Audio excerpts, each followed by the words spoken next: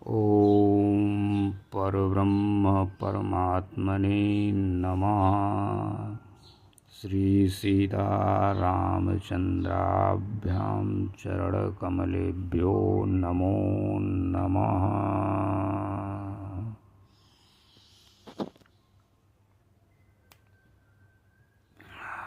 भाइयों एवं बहनों, मित्रों एवं पृथ्वी के हमारे सभी परिवारीजनों, सादर अभिवादन करते हुए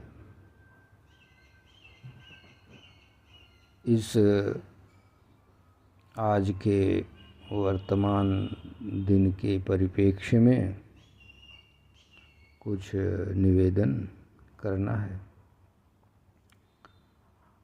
वास्तव में ब्रह्म, जिसको परमात्मा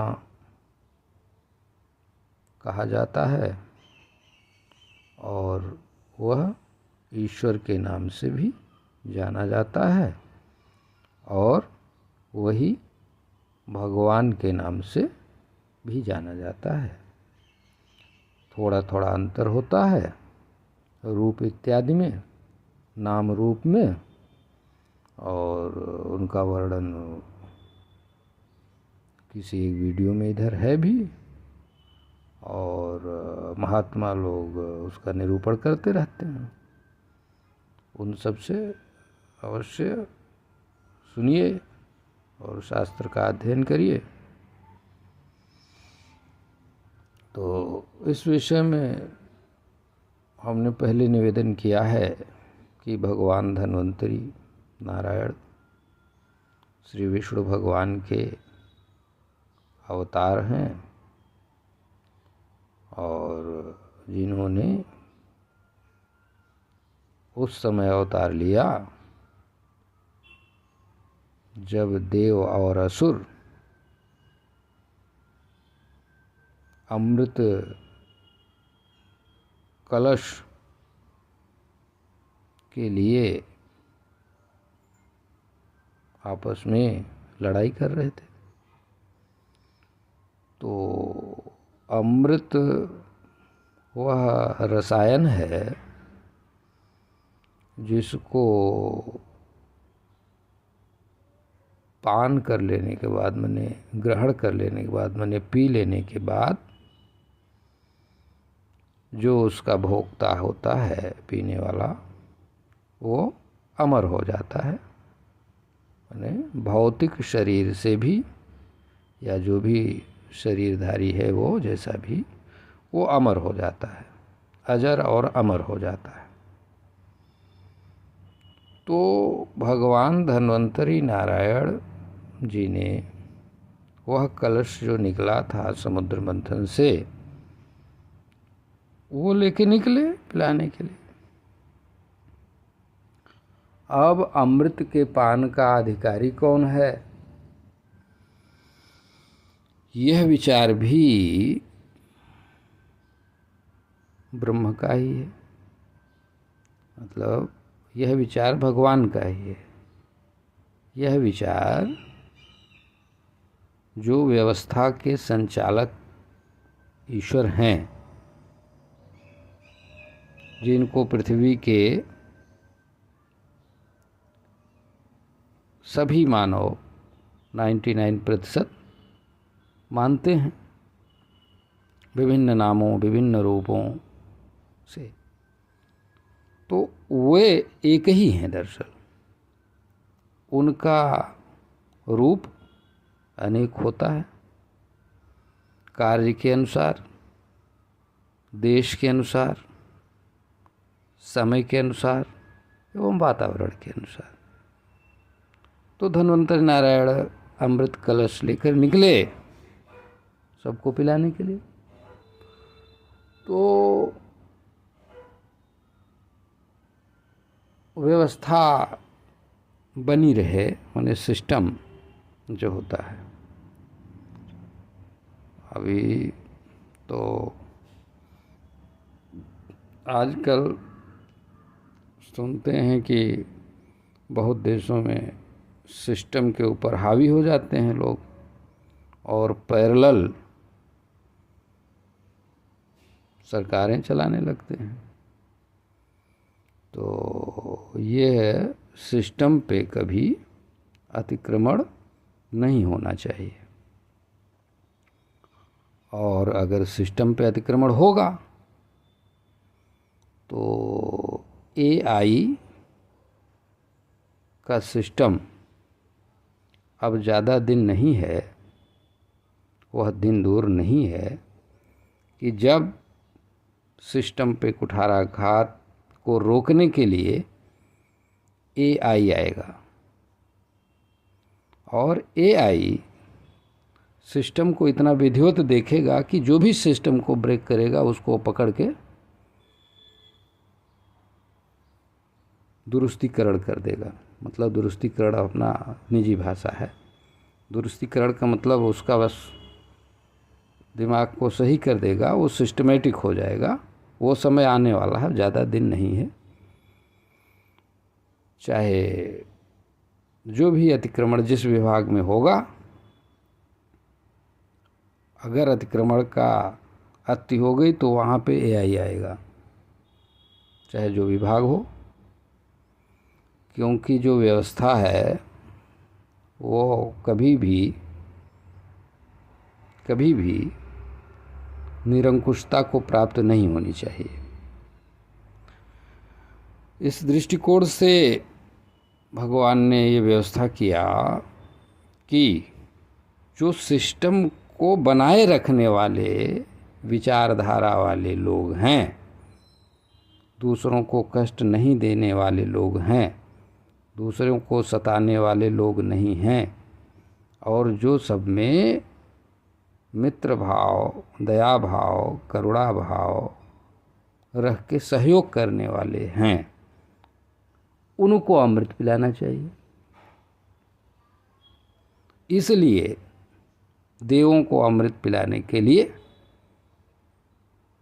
व्यवस्थापक ने संकल्प कर लिया। और असुर लोग हमेशा से ताकतवर रहे हैं। उन लोगों ने कलश को छीन झपट के भागे। वो लोग तब तक भागना चाहे तो आपस में हुई लड़ाई। वो कलश का कुछ बिंदु छलक भी गया था, जहाँ पे तब से आज तक एक नियत समय पर महाकुंभ होता है, वही कुंभ का अमृत छलक के वहाँ गिरा था जहाँ जहाँ। ऐसे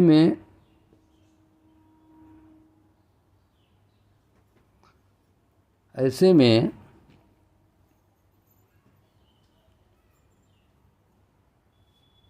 देव और असुरगण सभी लोग जहाँ पे एकत्र हुए थे, लड़ाई झगड़ा अपना छीना झपटी कर रहे थे,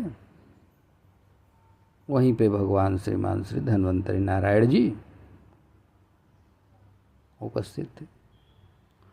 अब इस प्रसंग में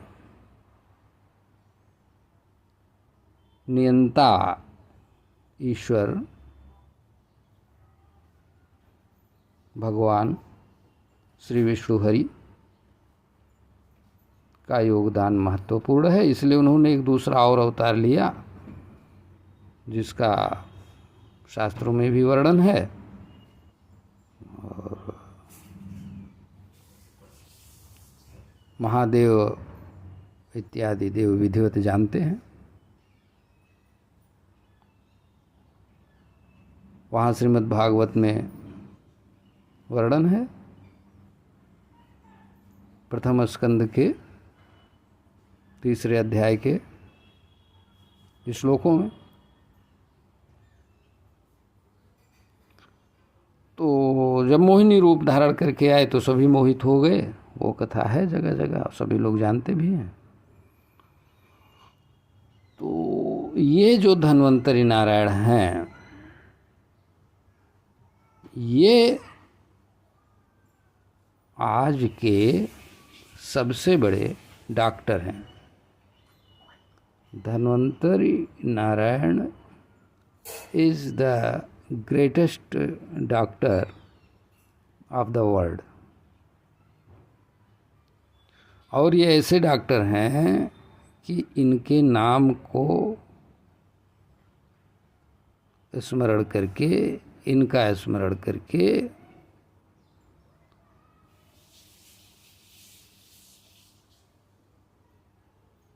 इनसे आशीर्वाद प्राप्त करके विश्व का कोई भी व्यक्ति किसी भी खतरनाक से खतरनाक रोगों से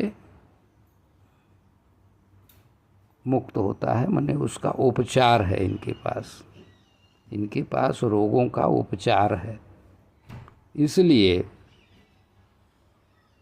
उदाहरण क्या है, एग्जाम्पल कैसे मिलता है, जितना दवाएं बनती हैं तो उसमें सब लोग भगवान धन्वंतरी का ही नाम ज़्यादा लेना चाहते हैं। इससे ये पता चलता है, और आज के जितने वैद्य हैं या जितने डॉक्टर हैं उसमें मैक्सिमम लोग भगवान धन्वंतरी नारायण का चित्र रखते हैं, और कई तो वहाँ मंदिर बना के रखते हैं, और वही धन्वंतरी नारायण सबसे बड़े डॉक्टर हैं। तो कहा जाता है कि डॉक्टर जो होता है वो भगवान का रूप होता है, डॉक्टर भी भगवान का रूप होता है।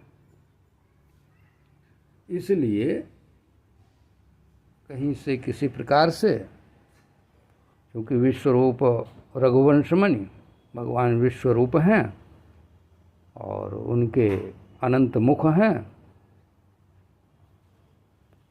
और अनंत बाहु हैं, अनंत सिर हैं। ऐसे विश्वरूप भगवान के किसी रूप से जो धन्वंतरी स्तोत्र प्राप्त हुआ है, इसका मैं पाठ कर देता हूँ, जिसको सुनने से और पढ़ने से सभी रोगों का निदान मिलेगा। क्योंकि अध्यात्म केवल वहीं नहीं रुकता है कि कथा कह के या कुछ कह के रुक जाए। यह विश्व के प्रत्येक व्यक्ति के कल्याण के लिए होता है। इसलिए ये श्लोक आप देख लीजिए।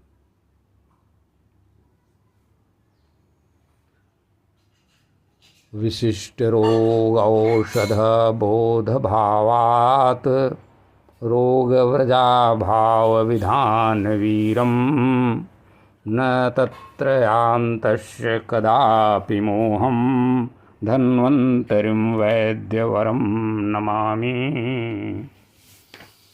तात्पर्य हुआ इसका कि जो हर एक रोग की विशिष्ट औषधि के जानकार, रोगों को हरण करने वाले, रोगों का उपचार करने वाले भगवान धन्वंतरी नारायण हैं, जिनको कभी मोह नहीं होता, उन वैद्यवर धन्वंतरी नारायण जी को हम प्रणाम करते हैं। दूसरा श्लोक है धन्वंतरी स्तोत्र का, श्री धन्वंतरी स्तोत्र का, वो देख लीजिए और सुन लीजिए। दूसरा श्लोक है पीयूष पाणिम कुशलम क्रियासु धीरम निरीहम शुभदम दयालुम प्रबुद्ध सांगागद वेद विद्यम धन्वंतरिम वैद्यवरम नमामि।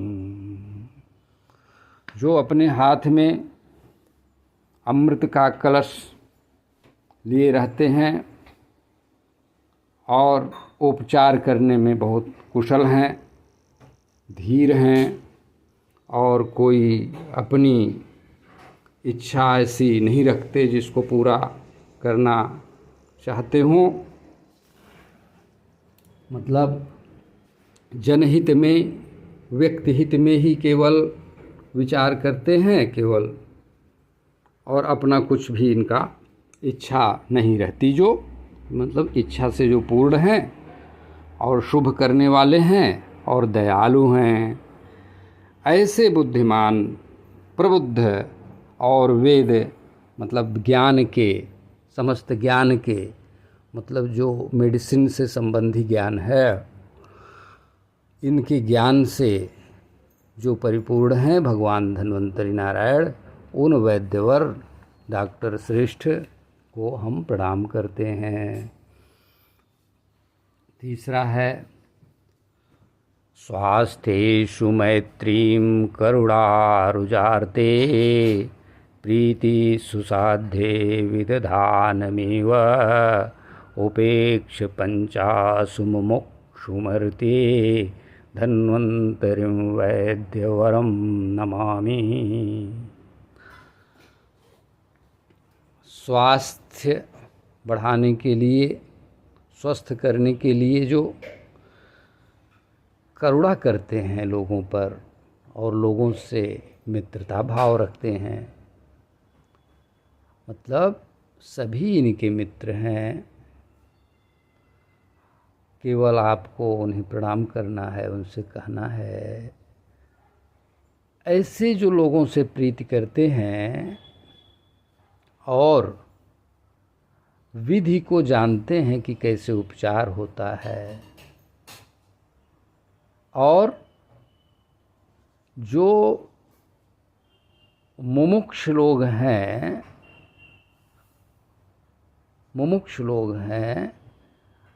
और जो ज्ञान प्राप्त करने के लिए उत्सुक हैं, और या कि वो चाहते हैं कि अब ज्ञान प्राप्त कर लिया गया है और अब ब्रह्मलीन होना है। केवल ऐसे लोग जो खुद से शरीर छोड़ना चाहते हैं, उनका वो तो कोई बात नहीं।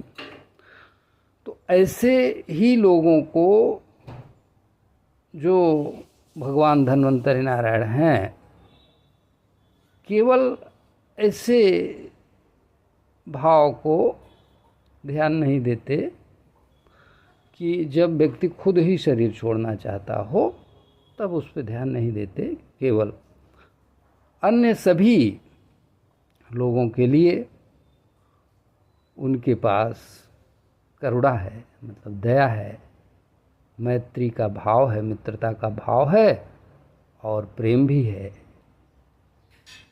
ऐसे भगवान धन्वंतरी नारायण जी को हम प्रणाम करते हैं। इच्छन्तमग्र्यं परमं स्वधर्मं दुखांत प्रयत्नेन सदातुराणां निजात्मजानामिव रक्षितारं धन्वंतरिं वैद्यवरं नमामि। ये चौथा श्लोक है। जो कि अपना परम धर्म समझते हैं इस चीज़ को कि लोगों के शरीर की पीड़ा का अंत कर दें, और इसके लिए प्रयत्नशील भी सदा रहते हैं, ऐसे रक्षा करने वाले वैद्यवर डॉक्टर श्रेष्ठ श्रीमान श्री धन्वंतरी नारायण जी को हम सादर प्रणाम करते हैं। ये चौथा श्लोक है श्री धन्वंतरि स्तोत्र का, धन्वंतरि स्तोत्र का। अब पांचवा श्लोक सुनिए। भूतानुकंपेति परो हि धर्मः निश्चित्य पथ्येन गदनमस्तात् सुसिद्धमन्त सुखिन्नं प्रशान्तं धन्वंतरिं वैद्यवरं नमामि। जो प्राणी मात्र पर कृपा करने के लिए, दया करने के लिए और प्राणी मात्र पर दया करना ही जो अपना परम धर्म है समझते हैं और उनके लिए सुनिश्चित की हुई जो औषधि है वो उनको प्रदान करते हैं और जो प्रशांत हैं और सुखी हैं और लोगों को सुखी करना चाहते हैं, ऐसे भगवान धन्वंतरी नारायण वैद्यवर, वैद्यों में सर्वश्रेष्ठ, मतलब कि श्रेष्ठतम डॉक्टर भगवान धन्वंतरी नारायण जी को हम सादर प्रणाम करते हैं। अब 6वां श्लोक सुनिए। पुंसा गदानां विवेधे निदाने लिंगेषु शान्तौ च भवा प्रवृत्तौ चतुर्विध ज्ञान विशेष भाजम धन्वंतरिं वैद्यवरम नमामि। जो लोगों के विभिन्न प्रकार के रोगों को पहचान कर लेते हैं, इसको डायग्नोसिस कहते हैं, जिसकी तमाम जांचें होती हैं, तो भगवान धन्वंतरी नारायण देखते ही रोग के लक्षण को पहचान लेते हैं और उसके विविध प्रकार का जो उपचार होता है, माने निदान होता है, उसमें जो पूरी जानकारी रखते हैं और रोगी व्यक्ति को, माने जो पेशेंट है, उसको पूर्णतः स्वस्थ कर सकते हैं, कर देते हैं। और जो चारों ज्ञान, चारों वेद के ज्ञान, जैसे 4 वेद बताए गए हैं, के विशेष जानकार हैं, ऐसे भगवान धन्वंतरी नारायण देव जी को वैद्यवर, वैद्यों में सर्वश्रेष्ठ, माने greatest doctor of the world भगवान धन्वंतरी नारायण जी को हम सादर प्रणाम करते हैं। अब 7वां श्लोक है। देशस्य कालस्य तनोर्गदानां द्रव्यस्य दोषस्य रसस्य चापि अशेष तत्त्वज्ञवरं प्रभावात् धन्वंतरिं वैद्यवरम नमामि। जो देश के, माने देशों के, देश का मतलब स्थान ही होता है, तो जो विभिन्न स्थानों के, ऐसा नहीं कि पृथ्वी का केवल एक देश की कोई बात हो, हर एक देश के, हर एक काल माने समय के, जो भी शरीरधारी हैं, उन सबको जो जानते हैं और विभिन्न तरीके के द्रव्यों से, मतलब टैबलेट वगैरह से, और रसायन से, मतलब सिरप वगैरह से, जो दोषों को पूरी तरह से ठीक कर देते हैं रोगों को, ऐसे तत्वज्ञानी और महाप्रभावान वैद्य श्रेष्ठ, माने greatest doctor of the world Dhanvantari Narayan ji को हम सादर प्रणाम करते हैं। ये 7वां श्लोक था। अब 8वां श्लोक है। स्पर्शावगम्यैर्बहुभिस्तु भावैः शरीरजातैर्गदपीडितानाम् आयुः प्रमाणान्वयबुध्यमानं धन्वंतरिं वैद्यवरं नमामि। जो शरीर में उत्पन्न होके पीड़ा देने वाले रोग हैं, उनके लक्षणों को जानते हैं और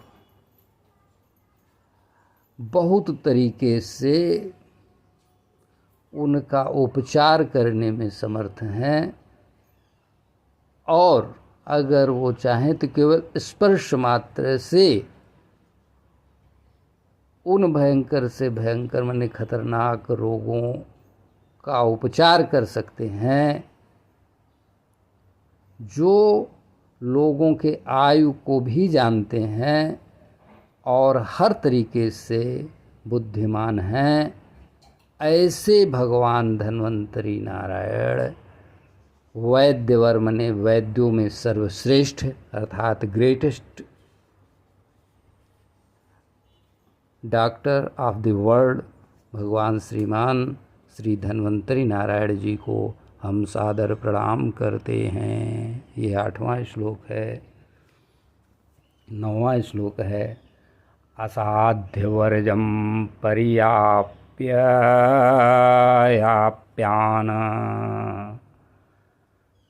साध्यां यान सिद्ध सुयोग संघै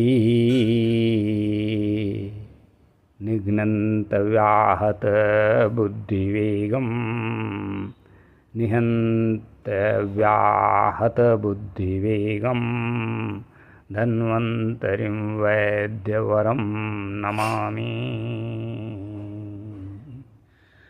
जो असाध्य रोगों को भी ठीक कर देते हैं, माने उसका उपचार कर देते हैं, माने असाध्य जो रोग है वो भी जिनके लिए साध्य हो जाता है, माने उपचारित हो जाता है, माने पेशेंट अर्थात रोगी ठीक हो जाता है। ऐसे में जो ऐसा करने के लिए जो सिद्ध हैं, परिपूर्ण हैं और योग को विधिवत जानते हैं, सिद्ध हैं, योग सिद्ध हैं, सिद्ध सुयोग संघई, योग में भी सिद्ध हैं और योग जो योगी लोग हैं उनमें भी जो श्रेष्ठ हैं, सिद्ध हैं, पूर्ण हैं।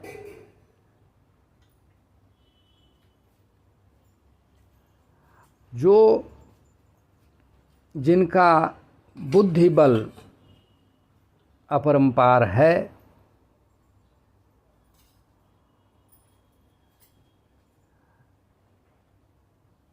ऐसे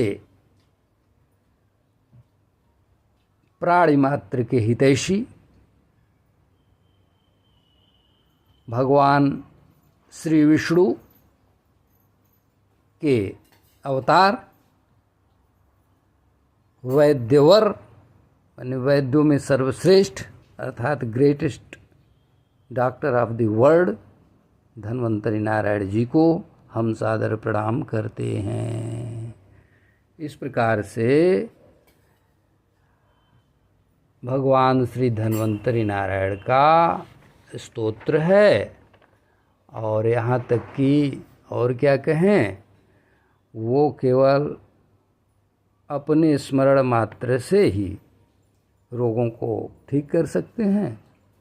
तो ऐसे भगवान धन्वंतरी नारायण जी का आज जन्म दिवस है,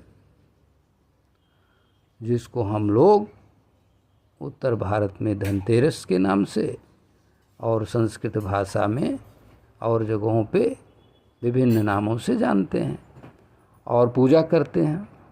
और ज़्यादातर कोई सामान खरीदते हैं, सोचते हैं धन तेरस है तो कुछ सामान खरीद के लाएं, माने धन्वंतरी नारायण को जोड़ दिए धन से। हाँ, तो बात तो सही है। प्रथमे सुखी निरोगी काया, जब शरीर स्वस्थ रहेगी तब न धन ले आओगे। तो बात एक ही है, चाहे जैसे आप मनाओ, भगवान तो सब जानते हैं। अतः